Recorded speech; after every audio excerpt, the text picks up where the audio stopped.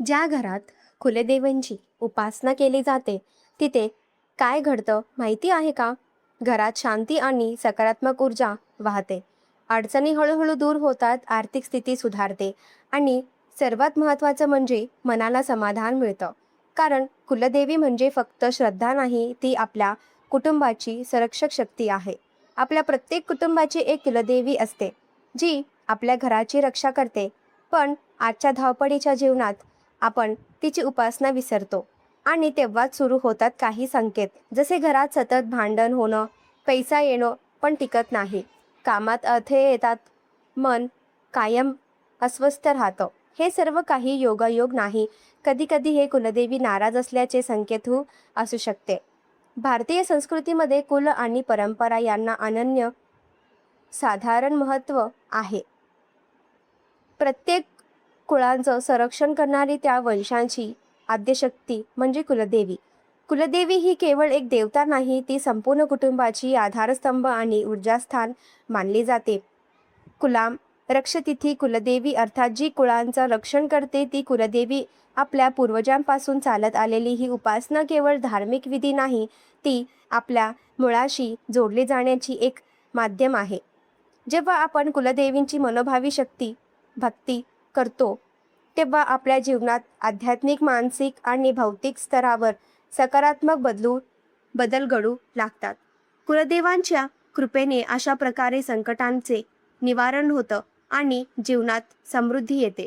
एवढीच नाही तर कुलदेवींची उपासना करणं ही आपल्या भारतीय संस्कृतीतील एक अत्यंत महत्त्वाची आणि पवित्र परंपरा मानली जाते. कुलदेवी म्हणजे आपल्या कुळांचं रक्षण करण्याची शक्ती तर आहेच. म्हणूनच कुलदेवींची मनोभावी उपासना केल्याने जीवनात अनेक सकारात्मक बदल घडतात. ते कसे हेही सविस्तर बघूयात. कुलदेवी ही कुळांची जननी मानली जाते. तिची उपासना केल्याने कुटुंबातील सदस्यांचे आरोग्य उत्तम राहते. घरातील अरिष्ट, आजारपण आणि नकारात्मक शक्तीपासून देवी आपलं संरक्षण करते. अनेकदा कुंडलीत पितृदोष असल्याने कामात अडथळे येतात. शास्त्रानुसार कुलदेवींची सेवा केल्याने पितर प्रसन्न होतात आणि पितृदोषांची तीव्रता कमी होऊन घरातील मंगल कार्यालयात अडथळे दूर होतात. शिवाय आजच्या धगधकीच्या जीवनात मानसिक तणावात वाढलंय. कुलदेवींचे नामस्मरण आणि तिची आरती किंवा तिची उपासना केल्याने देखील मनाला विलक्षण शांती मिळते.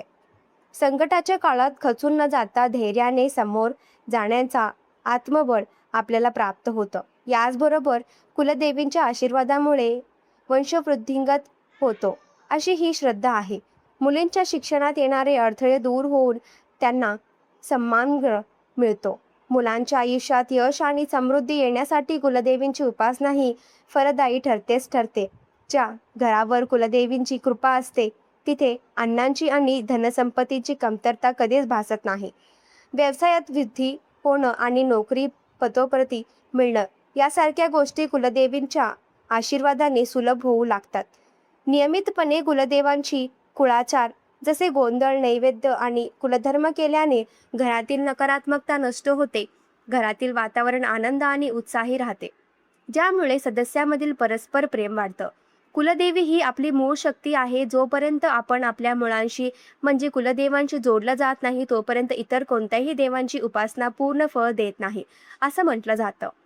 कुलदेवींची भक्ती हा मोक्षाचा आणि आध्यात्मिक प्रगतीचा पाया मानला जातो.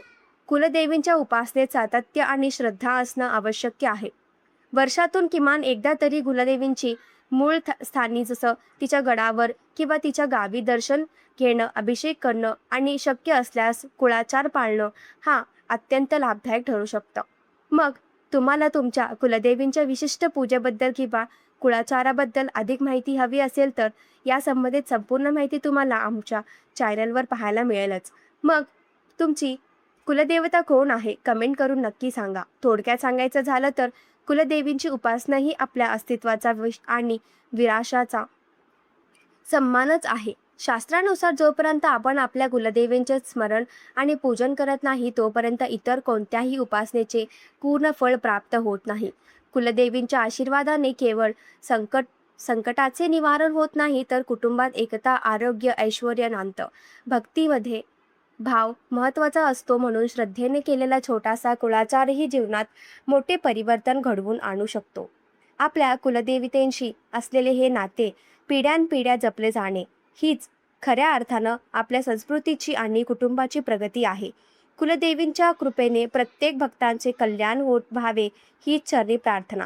अशाच प्रकारच्या माहितीपूर्ण व्हिडिओसाठी स्वामी आई चॅनलला सबस्क्राईब करा आणि बेल आयकॉन क्लिक करा, म्हणजे आपल्या नवनवीन व्हिडिओचे नोटिफिकेशन तुम्हाला मिळत राहतील. धन्यवाद.